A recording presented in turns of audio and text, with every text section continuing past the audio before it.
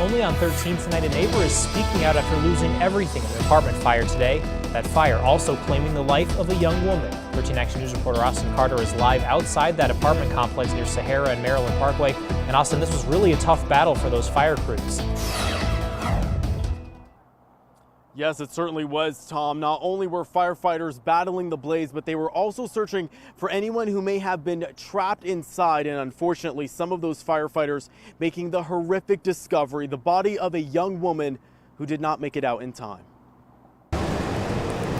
This was the scene inside the Solaris apartment complex Sunday afternoon, as a massive fire ripped through one of the buildings, leaving one person dead and many displaced. The joint battle by the Clark County Fire Department and Las Vegas Fire Rescue going on from above and on the ground. The fire so intense, the roof collapsed onto the second floor. Flames were shooting up and down and stuff was falling. The firefight turning into a rescue mission as crews searched for anyone trapped. Sadly, crews found a young woman dead inside one of the second floor apartments. Sybil Williams lived upstairs, and now she's left to pick up the pieces. I lost everything. What you see is what you get. Sybil says most of the people inside were able to get out. One of them, her neighbor's daughter, she says later ran back into the burning building and wasn't seen again. So I'm thinking her daughter didn't make it back out with the doggy. And as for other neighbors here, waves of frustration, but also hope that they will get through this tragedy as one. When something like this happens, everyone comes together. It's not why should nobody have to go through nothing like this. And Sybil tells me that the American Red Cross has reached out so that way the people that are displaced have somewhere to stay tonight. As for the cause of this fire, that's still under investigation. Reporting live near Maryland Parkway, Austin Carter, 13 Action News. Thank you, Austin. And this isn't the first time we've been on the scene of a fire from the Solaire Apartments. In 2017, there were 3 fires there in the span of just 3 weeks. Those fires displacing dozens of people who live there. And in one case, a mother and daughter were forced to jump from their burning apartment. In March of 2017, management told us they would make sure every unit was up to code, and they didn't think that their buildings were to blame for all those frequent fires.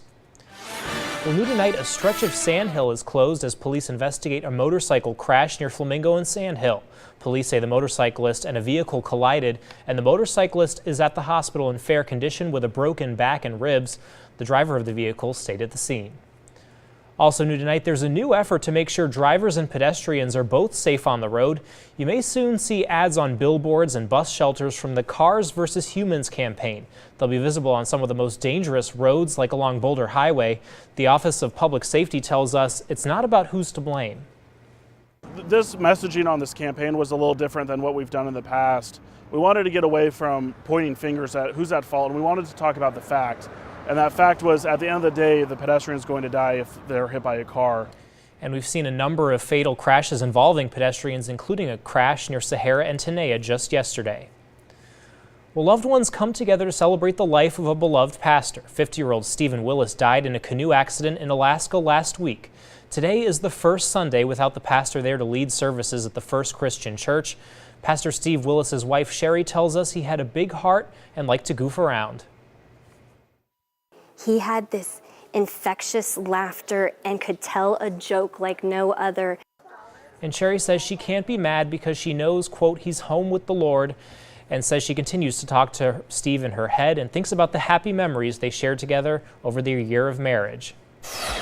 Well, right now, finally cooling down after a pretty hot day here in the valley. You're looking at the current temperatures around town, but let's not speak too soon. 13 First Alert meteorologist Dan Bronis explains this heat isn't going away anytime soon, right, Dan? No, not at all. We're going to have it a couple of days. Also, what we're going to have around, at least tomorrow, some of that smoke still hanging around. Now, we have cleared up quite a bit over the last couple of hours here in Las Vegas. The smoke is lifting up to the north. We'll see a little bit of it settle back in the valley overnight tonight. So if you're sensitive to some of that breathing issues, air quality at least, you might notice it, but it's not going to be as heavy as it was this morning. And throughout the day tomorrow, I think a lot of it moves off to the north. Temperatures right now, 94 degrees Las Vegas. That's after a high of 109 today, or 108, excuse me. So another warm day. 84 degrees tonight. Your forecast low tomorrow. Yes, triple digits once again. Excessive heat warnings kick in tomorrow and last through Wednesday. I'll show you just how hot the numbers are going to be coming up in your 13 First Alert forecast. Yosemite National Park is closed indefinitely because of the Ferguson wildfire. Park officials cited increased fire activity as the reason for the extended closure. They also say all of the roads used to access Yosemite Valley have been impacted by the blaze. Park officials says trees in the area that could fall without warning also pose hazardous conditions. At last check, the Ferguson fire has burned more than 89,000 acres and is 38% contained. A plane crash in Southern California has killed all 5 people on board. The plane crashed into a parking lot, but miraculously, no one on the ground was hurt. Here's ABC's Will Carr with the latest. 77, helicopter 1. Plane reported down at Sunflower and Bristol. The dramatic scene after a small plane crashed into a shopping center parking lot in Santa Ana, California, striking this unoccupied car, the windshield crushed.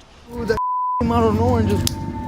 Oh my God, dude. There were no survivors on that airplane. 5 fatality DOAs on the airplane. Parts of the plane, a wing, even the wheels scattered outside a Staples store.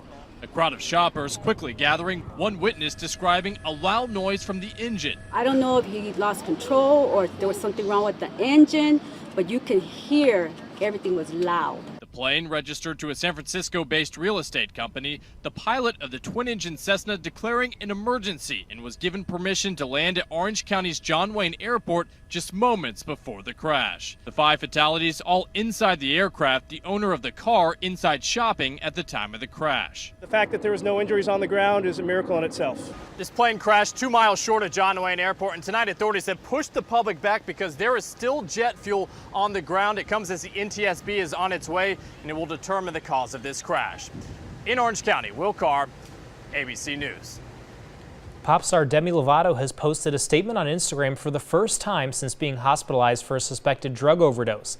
In the statement, she says that she has always been transparent about her addiction, saying, quote, "What I've learned is that this illness is not something that disappears or fades over time."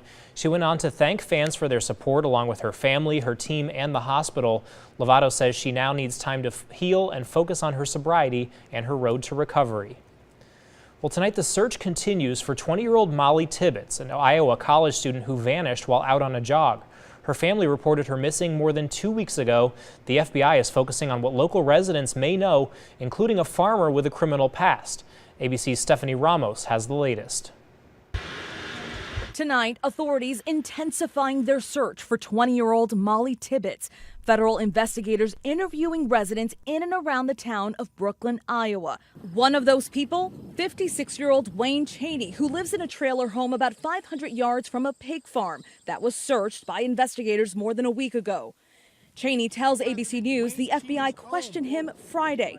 He has a criminal past, convicted for stalking and harassment, but he says he's never met Molly or her family, and he has not been named a person of interest. Investigators continue to interview others. We're all in this together. We're all trying to bring Molly back. Tibbetts vanished while out for a run in this rural Iowa town more than 2 weeks ago. She had been living with her boyfriend for the summer. He was working a construction job 100 miles away when she disappeared. Police say he is not a suspect. Tonight, the reward is now more than $200,000. Her family refuses to lose hope that they'll find Molly alive. You can't give up hope.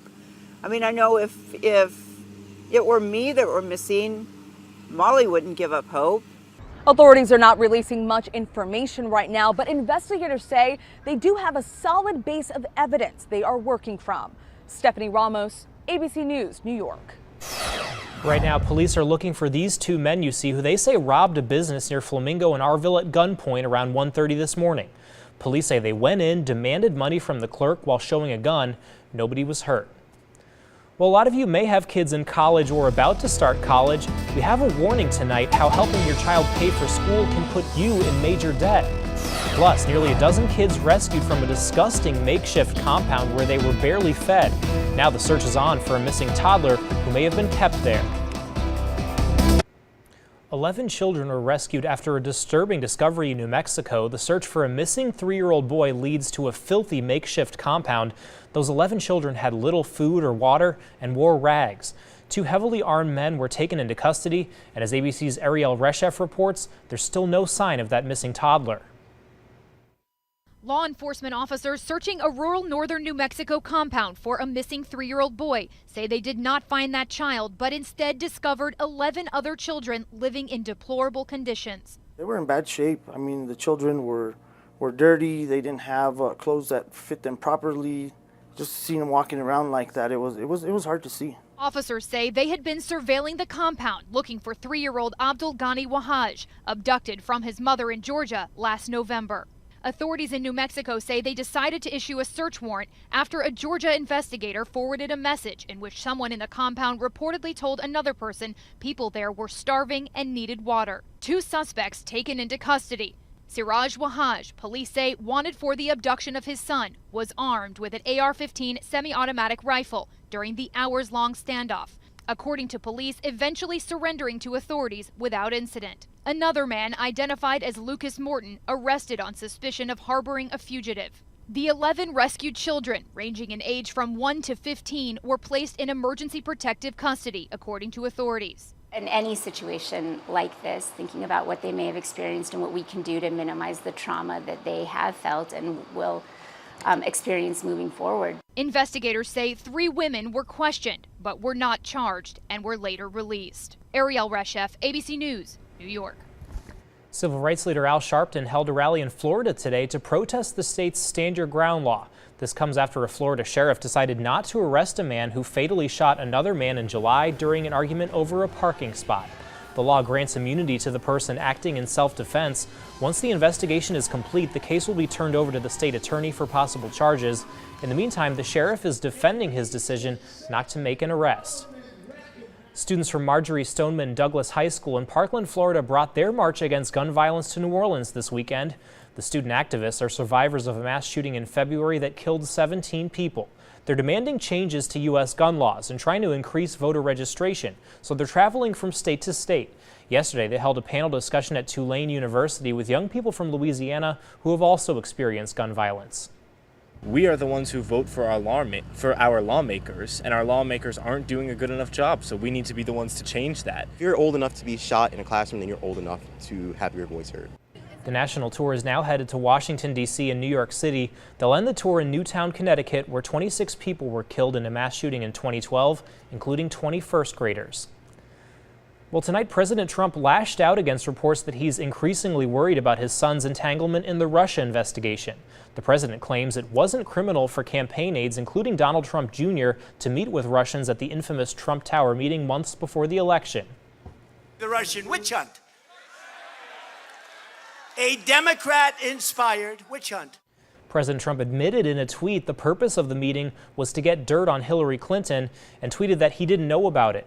But ABC News learned from Trump's former lawyer, Michael Cohen, that he did know about that meeting in advance. Well, Clark County will soon start construction on 2 huge solar panels, and for the first time, they'll have batteries that'll allow you to have power at night. That's according to the Review Journal. The projects are set to begin next year. One is near Pahrump, the other is in Las Vegas. The Yellow Pine Solar Project would combine lithium-ion batteries to generate up to 500 megawatts of electricity. Meanwhile, the Gemini Solar Project would generate up to 690 megawatts with some battery storage. Well, Americans have $1.5 trillion, that's $1 trillion in student loan debt. Right now, we're finding out parents are taking on just about as much burden as their kids are. Scripps reporter Annie Taylor has one dad's warning. Grand total, without interest, we were right at about $99,000. With interest since then, we're probably close to $130,000 now. That's Victor Turner, a veteran, talking about the Parent Plus loans he took out to send his daughter to a private college. She has a learning disability, and he wanted to give her the best chance at success. All the loans, I think the highest one, actual payment would be about $130 a month, but there are 7 of them. Now back in school himself and caring for his new son, Victor's not the only parent risking their financial future for their child's future. In 2016, an average parent owed about $32,000 on loans to help pay for their child's education.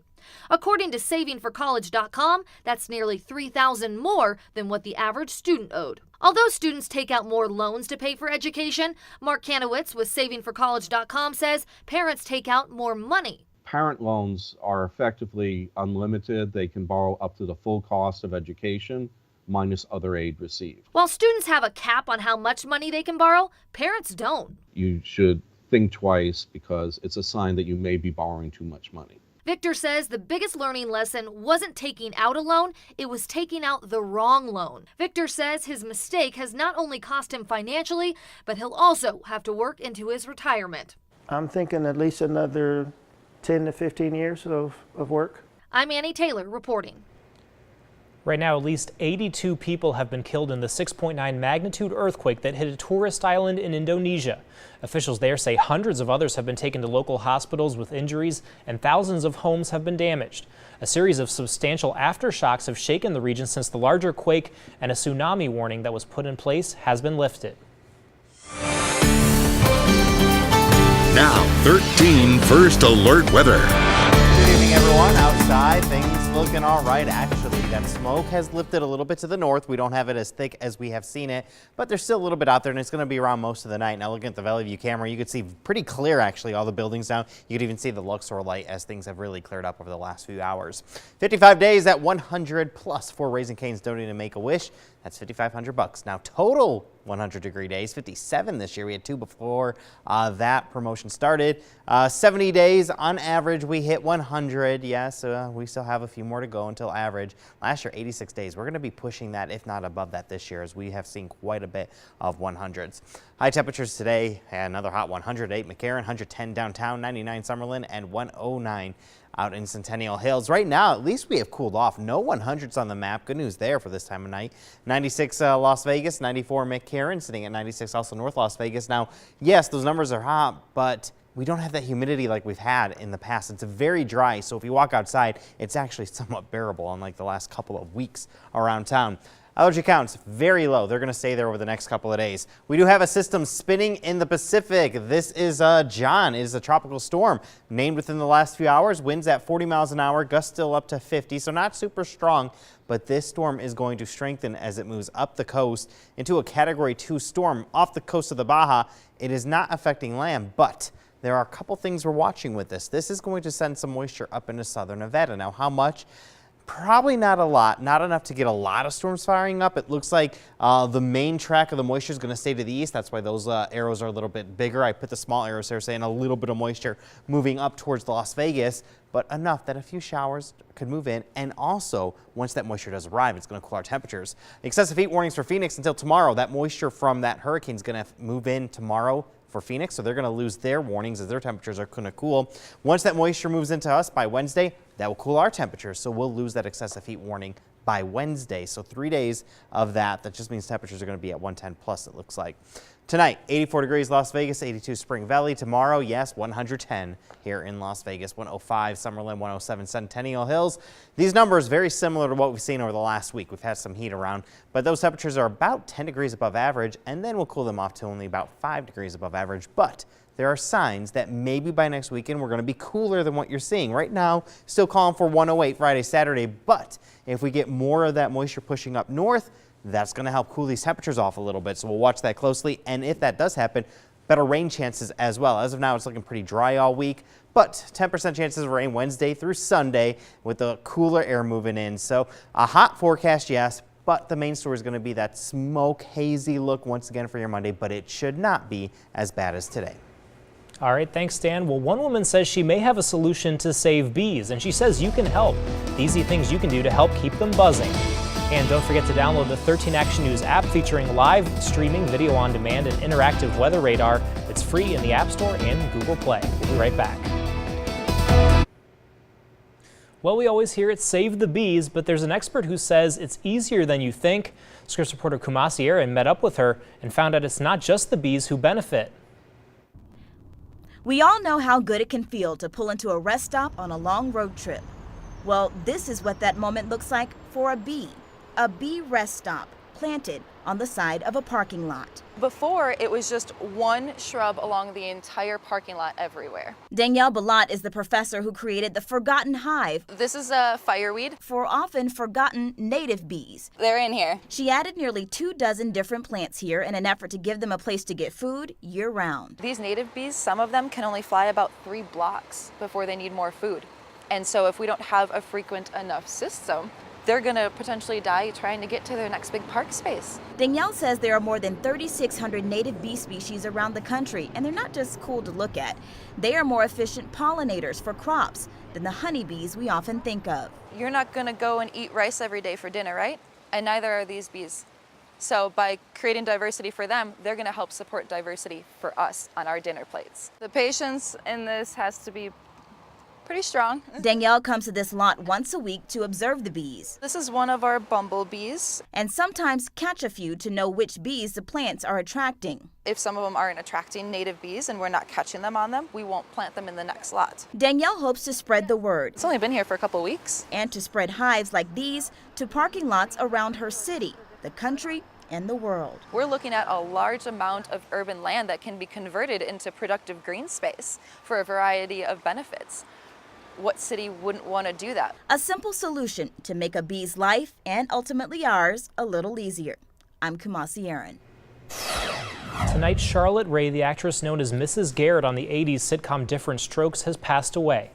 Rae was also known for playing the same role on The Facts of Life, a spin-off of Different Strokes. Her son said she passed away peacefully at her home in Los Angeles today, surrounded by family. Rae was 92 years old. Well, if you and your family saw a movie this weekend, you're not alone. Some new movies brought in some big bucks. Plus, some kids living with a genetic disease are getting a bit of help learning how to surf. How one of the volunteers is helping them treat that disease. Well, this weekend in theaters, could a cuddly toy bear and his friends take down one of the world's biggest action stars?